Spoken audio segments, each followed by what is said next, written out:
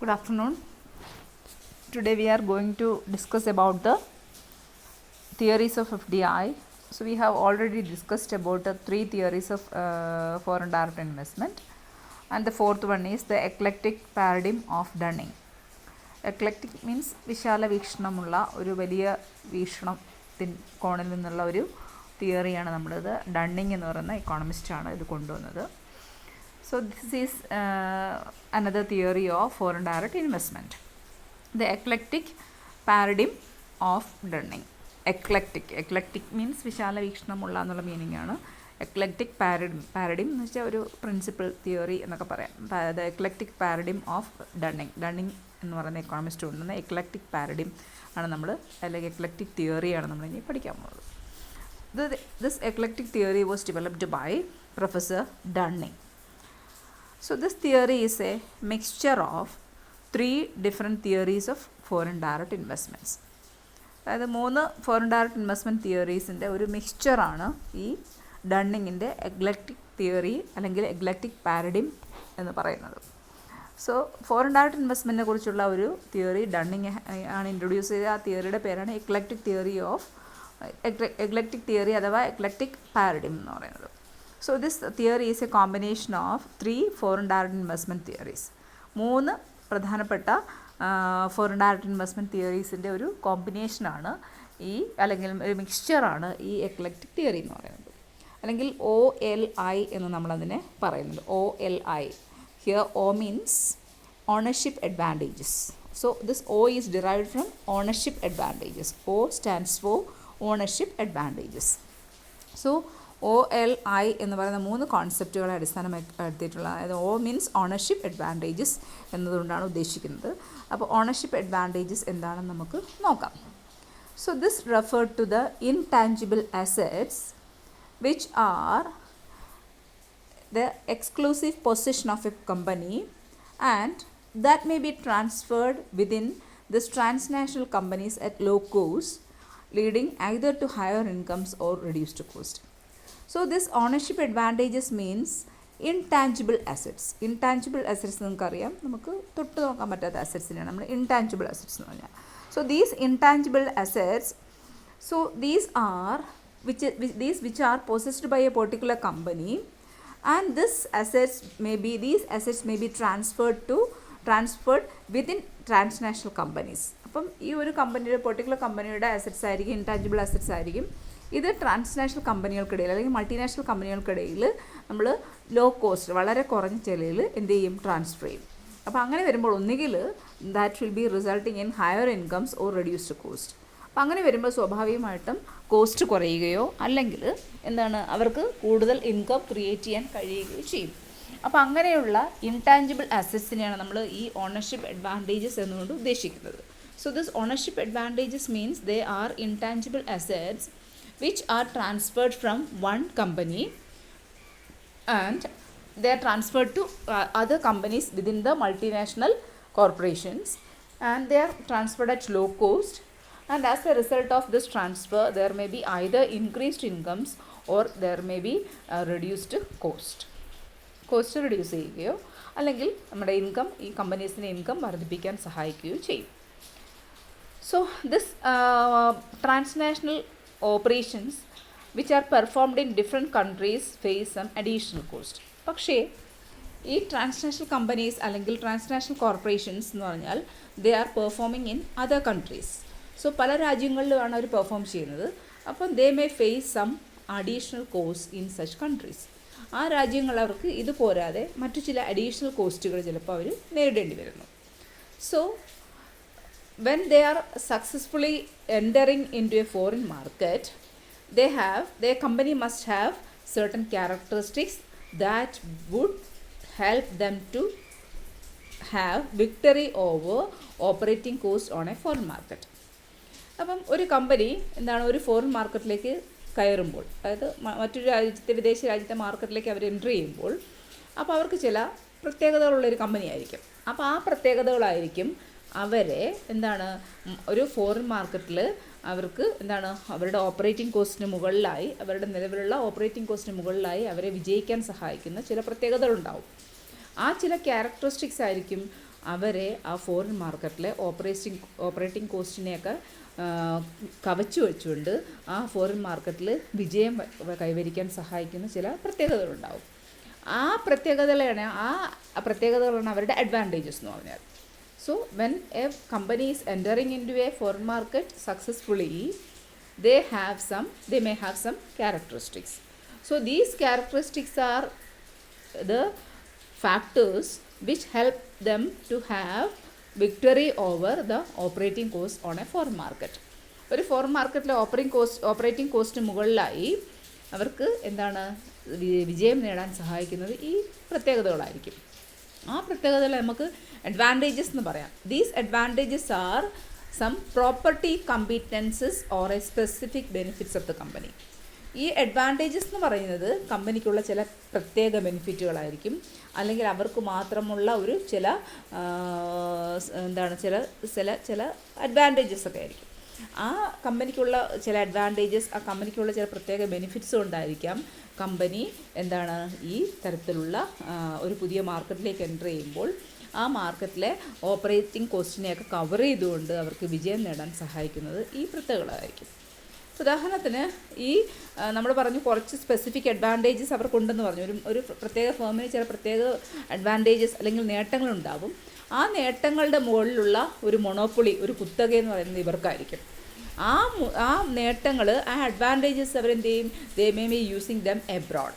അവരത് വിദേശ രാജ്യങ്ങളിൽ ആ അഡ്വാൻറ്റേജസ് ഉപയോഗിക്കുകയും അങ്ങനെ they may be achieving higher profitability and lower cost than other competitors. അപ്പോൾ ഈ അഡ്വാൻറ്റേജസ് ആണ് അവരെ മറ്റു കമ്പനികളെ അപേക്ഷിച്ച് വിദേശ രാജ്യങ്ങളിൽ ഒരു മേൽക്കൈ നേടാനും അങ്ങനെ കൂടുതൽ പ്രോഫിറ്റബിലിറ്റി, കൂടുതൽ മാർജിനൽ പ്രോഫിറ്റ് ഉണ്ടാക്കാനും അതുപോലെ കൂടുതൽ അവരുടെ മാർജിനൽ കോസ്റ്റ് കുറയ്ക്കാനും സഹായിക്കുന്ന, കോമ്പറ്റീറ്റേഴ്സിനെ അപേക്ഷിച്ച് കൂടുതൽ പ്രോഫിറ്റബിലിറ്റി ഉണ്ടാക്കാനും കോസ്റ്റ് കുറയ്ക്കാനും അവയെ സഹായിക്കുന്നത് ഈ തരത്തിലുള്ള ചില അഡ്വാൻറ്റേജസ് ആയിരിക്കും.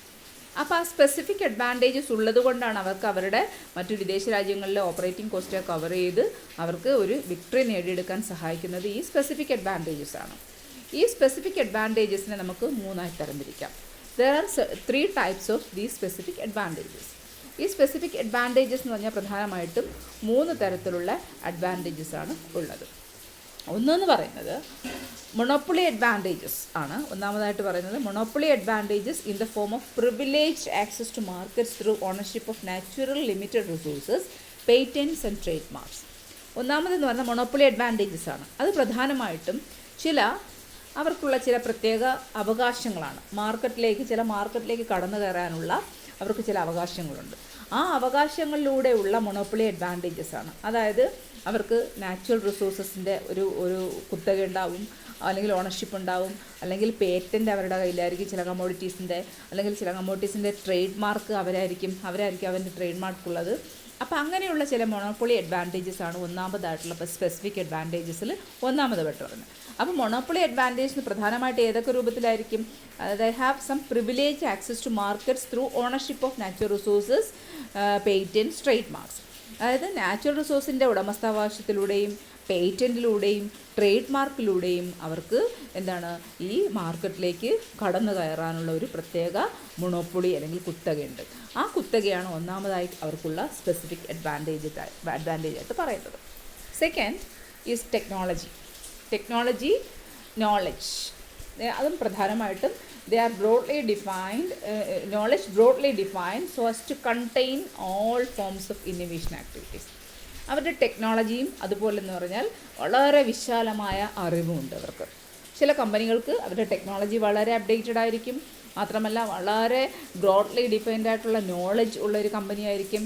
അപ്പോൾ അവയെന്ന് പറഞ്ഞാൽ they are helpful to contain all forms of innovation activities.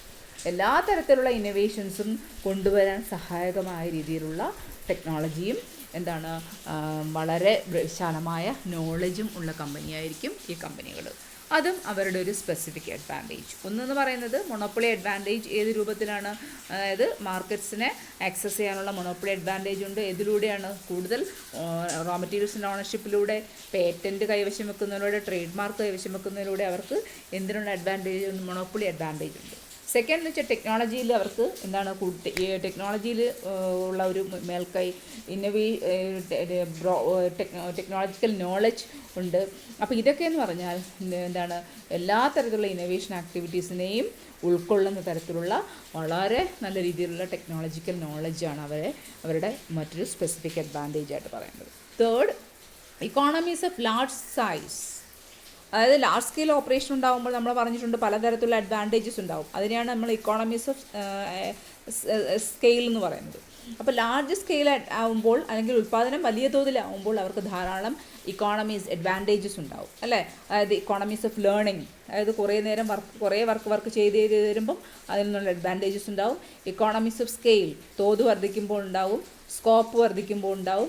Greater access to financial capital അല്ലെങ്കിൽ മൂലധന മേഖലകളിലേക്ക് കടന്നു കയറാൻ പറ്റും.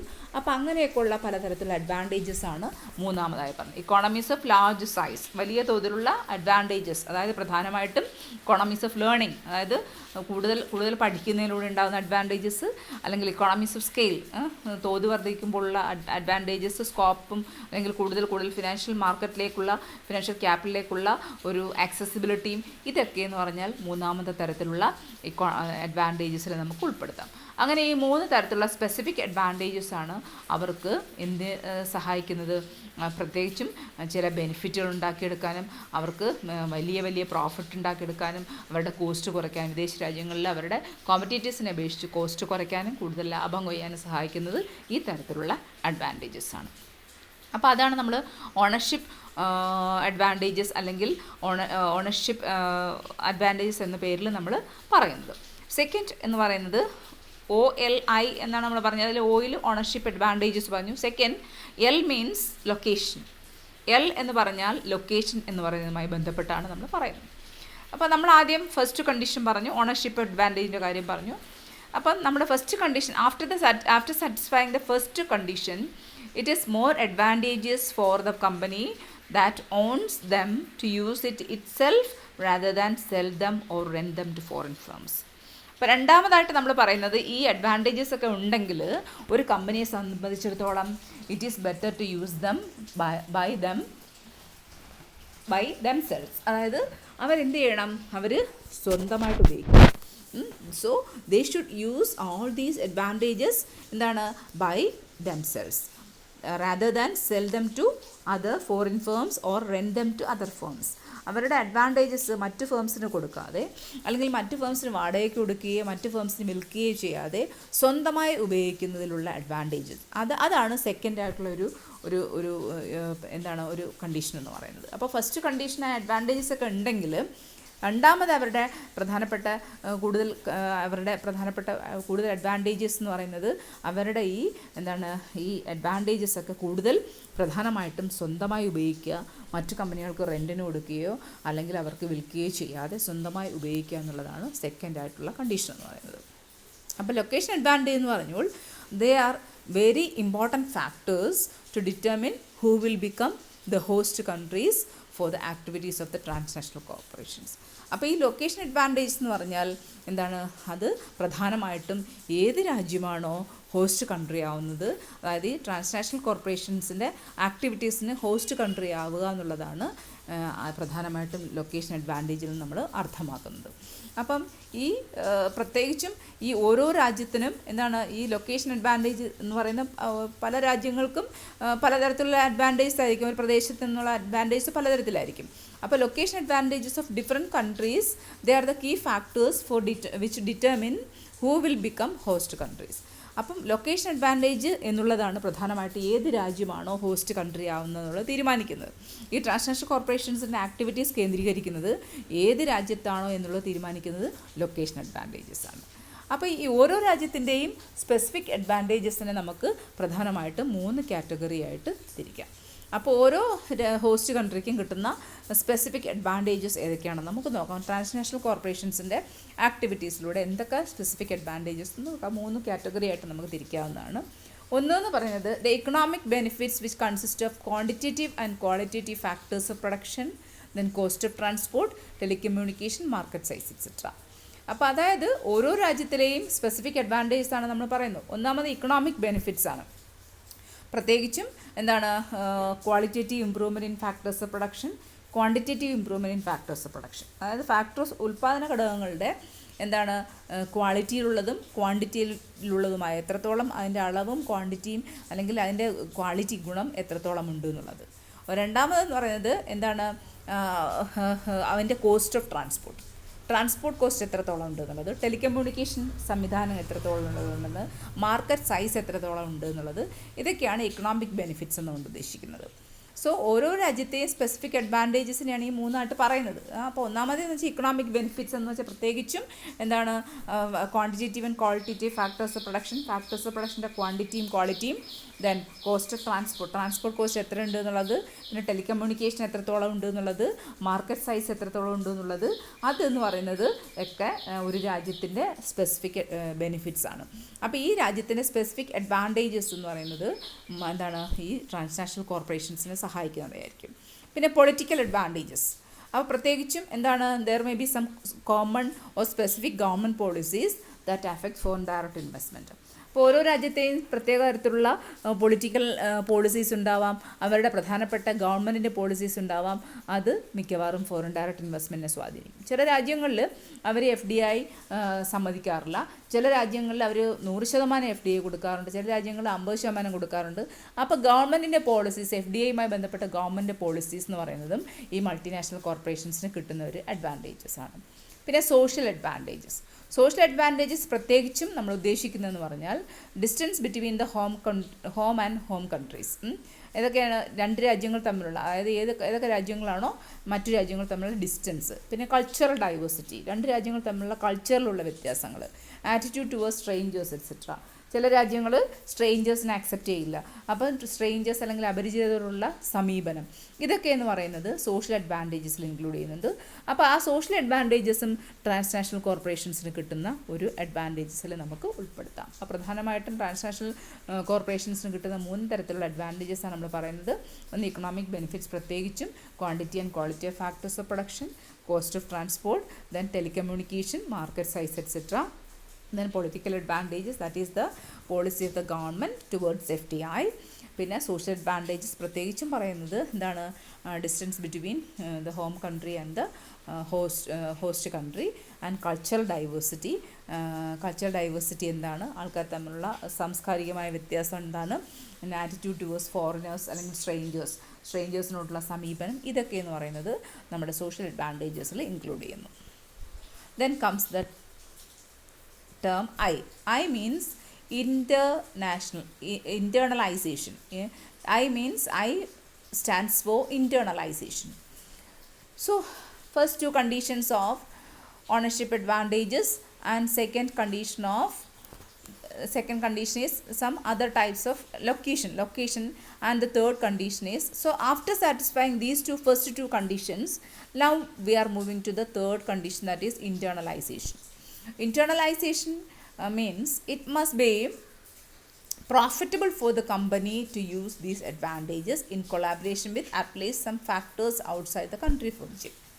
അപ്പോൾ ഈ നമ്മൾ ആദ്യത്തെ 2 കണ്ടീഷൻസ് സാറ്റിസ്ഫൈ ചെയ്ത് കഴിഞ്ഞാൽ നമുക്ക് എന്ത് ചെയ്യാം, ഈ രാജ്യത്തിന് മറ്റൊരു രാജ്യത്തേക്ക് പോയി ഈ അഡ്വാൻറ്റേജസ് ഒക്കെ നേടിയെടുക്കണമെങ്കിൽ എന്താണ്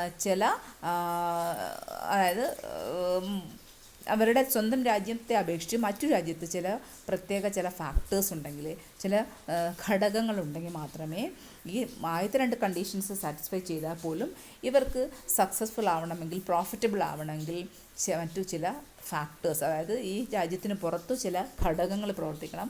ആ ഘടകങ്ങളാണ് നമ്മൾ ഈ അല്ലെങ്കിൽ ഇൻറ്റേർണലൈസേഷൻ എന്നുകൊണ്ട് ഉദ്ദേശിക്കുന്നത്. അപ്പോൾ ഈ തേർഡ് ക്യാരക്ടറിസ്റ്റിക്സ് എക്ലക്റ്റിക് പാരഡിം എന്നുള്ള OLIയിൽ തേർഡ് ക്യാരക്ടറിസ്റ്റിക്സ് എന്ന് പറഞ്ഞാൽ ഇൻറ്റേർണലൈസേഷൻ എന്ന് പറഞ്ഞാൽ it offers a framework for assessing different ways in which the company will exploit his powers from the sale of goods and services to various agreements that might be signed between the companies. അപ്പോൾ ഈ eclectic പാരഡിമിലെ third category അല്ലെങ്കിൽ third characteristic എന്ന് പറഞ്ഞാൽ എന്താണ്, OLIയിൽ ഒരു framework ആണ് അവർ provide ചെയ്യുന്നത്.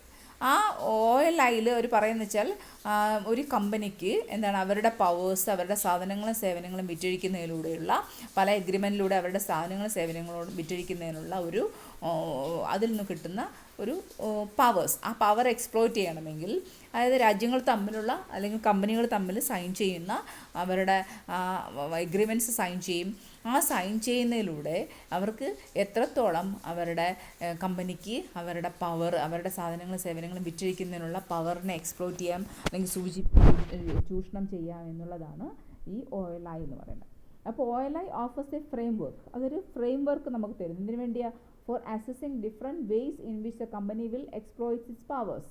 അതായത് കമ്പനിക്ക് പല രീതിയിൽ ഏതൊക്കെ മാർഗ്ഗങ്ങളിലൂടെ അതിൻ്റെ ശക്തി ഉപയോഗിച്ച് അവരുടെ സാധനങ്ങളും സേവനങ്ങളും വിൽക്കുന്നതിലൂടെയുള്ള മറ്റു ട്രാൻസ്നാഷണൽ കമ്പനികളുമായിട്ടുള്ള എഗ്രിമെൻറ്റിലൂടെ അവരുടെ സാധനങ്ങളും സേവനങ്ങളും വിൽക്കുന്നതിലൂടെ എങ്ങനെ അവർക്ക് അവരുടെ പവർ എക്സ്പ്ലോയിറ്റ് ചെയ്യാം എന്നുള്ളതിനെ കുറിച്ചുള്ള ഒരു ഫ്രെയിം വർക്ക് പ്രൊവൈഡ് ചെയ്യുന്നു ഈ OLI പാരഡിം എന്ന് പറയുന്നത്. അപ്പം ഈ ഇൻറ്റേർണലൈസേഷൻ എന്ന് പറഞ്ഞാൽ that benefits, the internalisation benefits is higher the more the firm will want to engage in foreign production rather than offering its right under license franchising.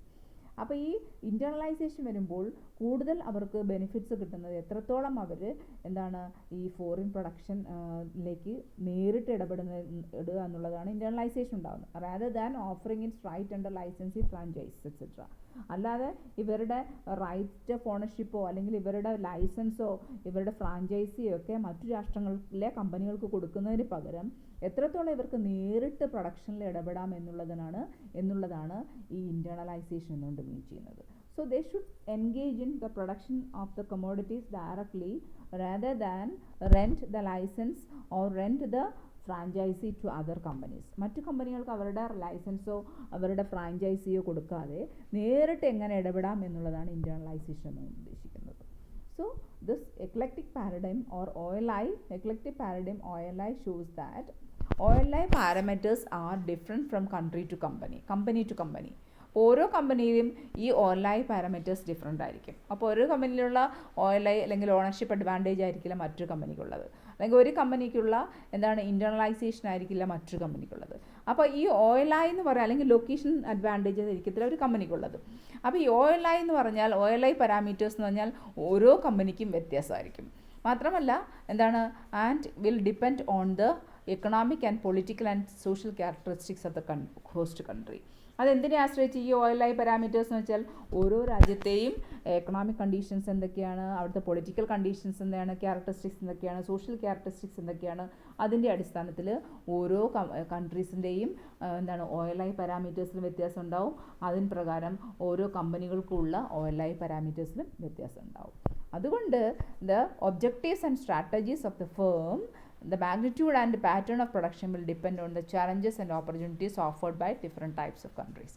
അപ്പോൾ അവരുടെ ഫേംസിൻ്റെ ഒബ്ജക്റ്റീവ്സും ഫേംസ് അഡോപ്റ്റ് ചെയ്യുന്ന സ്ട്രാറ്റജിയും അതുപോലെ അവരുടെ പ്രൊഡക്ഷൻ്റെ തോത്, പ്രൊഡക്ഷൻ്റെ പാറ്റേൺ എന്നിവയെല്ലാം ഓരോ ഹോസ്റ്റ് കൺട്രിയിലെയും ഓപ്പർച്യൂണിറ്റീസിനെയും അവിടുത്തെ ചാലഞ്ചസിനെയും അടിസ്ഥാനപ്പെടുത്തിയിരിക്കും. ഓരോ ഹോസ്റ്റ് കൺട്രിയിലും അവർ ഫേസ് ചെയ്യുന്ന മൾട്ടിനാഷണൽ കമ്പനീസ് ഫേസ് ചെയ്യുന്ന ഓപ്പർച്യൂണിറ്റീസിൻ്റെയും ചാലഞ്ചസിൻ്റെയും അടിസ്ഥാനത്തിലായിരിക്കും ഓരോ രാജ്യത്തിൻ്റെയും അവരുടെ പ്രൊഡക്ഷൻ്റെയും അല്ലെങ്കിൽ പ്രൊഡക്ഷൻ്റെ തോതും അവരുടെ പ്രൊഡക്ഷൻ്റെ പാറ്റേണും രീതിയും ഇതിനെയൊക്കെ ആശ്രയിച്ചിരിക്കും. ഓരോ രാജ്യത്തിൻ്റെയും അവർക്ക് നേരിടേണ്ടി വരുന്ന ചാലഞ്ചസും ഓപ്പർച്യൂണിറ്റീസും എത്രയാണോ അതിൻ്റെ അടിസ്ഥാനപ്പെടുത്തിയിരിക്കും അവരുടെ പ്രൊഡക്ഷൻ്റെ തോതും അതുപോലെ തന്നെ പ്രൊഡക്ഷൻ്റെ ലാഭത്തിൻ്റെ തോതും അല്ലെങ്കിൽ മാഗ്നിറ്റ്യൂഡും അതിൻ്റെ അളവും ഒക്കെ ആ രാജ്യത്ത് അവർ നേരിടുന്ന ഓപ്പർച്യൂണിറ്റീസിനെയും അല്ലെങ്കിൽ അതിൻ്റെ ചാലഞ്ചസിനെയും അടിസ്ഥാനപ്പെടുത്തി ഇരിക്കും. അപ്പോൾ ഇതാണ് ദിസ് എക്ലക്റ്റിക് പാരഡിം, ഡണ്ണിങ്ങിൻ്റെ എക്ലക്റ്റിക് പാരഡിം എന്ന് പറയുന്ന 3 കോൺസെപ്റ്റുകളാണ് പ്രധാനമായിട്ടുള്ളത്. OLI എന്ന് പറയും നമ്മൾ, ഓണർഷിപ്പും ലൊക്കേഷനും ഇൻറ്റേർണലൈസേഷനും. അപ്പോൾ ഈ 3 കോൺസെപ്റ്റുകളുടെ അടിസ്ഥാനത്തിലാണ് തിയറി പ്രവർത്തിക്കുന്നത്. അപ്പോൾ ഇതോടുകൂടി theories of foreign direct investment എന്ന ടോപ്പിക്കും കഴിഞ്ഞിട്ടുണ്ട്. ഓക്കെ, കേൾക്കുക, സംശയമുണ്ടെങ്കിൽ ചോദിക്കുക.